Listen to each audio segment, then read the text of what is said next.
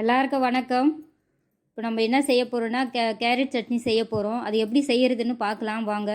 எல்லாரும் தேங்காய் சட்னி, புதினா சட்னி, கார சட்னி தான் செஞ்சுருக்காங்க. இப்போ நம்ம வித்தியாசமாக கேரட் சட்னி செய்ய போகிறோம். அது எப்படி செய்யலாம் எல்லா பொருளும் பார்க்கலாம்.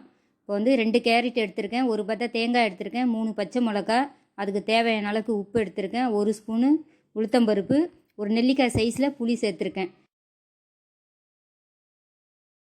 இப்போ தேங்காயும் கேரட்டும் துருவி வச்சுக்கலாம். இப்போது துருவிட்டு அடுப்பு பற்ற வைக்கலாம்.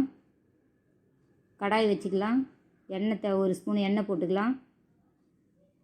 1 ஸ்பூனு உளுத்தம்பருப்பு போட்டிருக்கேன். அதில் நல்லா பொரிஞ்சு நல்லா பொன் வரலாக வறுத்தாச்சு. அதை எடுத்து நம்ம மிக்சியில் சேர்த்துக்கணும்.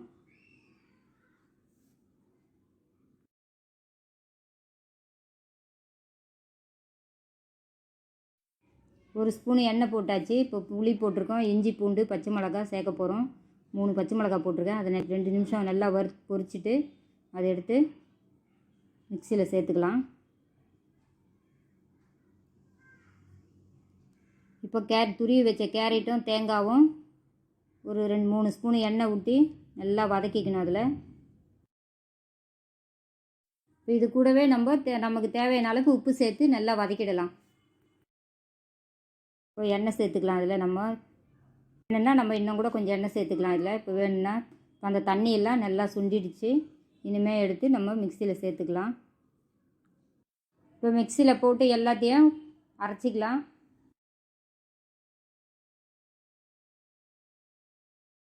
இப்போ நல்லா அரைச்சாச்சு.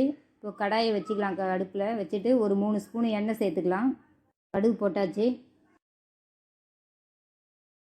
உளுத்தம்பருப்பு 1/2 ஸ்பூன் போட்டாச்சு. ஒரு காஞ்ச மிளகா கட் பண்ணி போட போகிறேன். கொத்தமல்லி கருவேப்பிலை சேர்த்தாச்சு. காஞ்ச மிளகா சேர்த்தாச்சு. இனிமேல் அதை பொரித்து நல்லா வதக்கிட்டு பொரித்து சட்னியில் சேர்த்துடலாம்.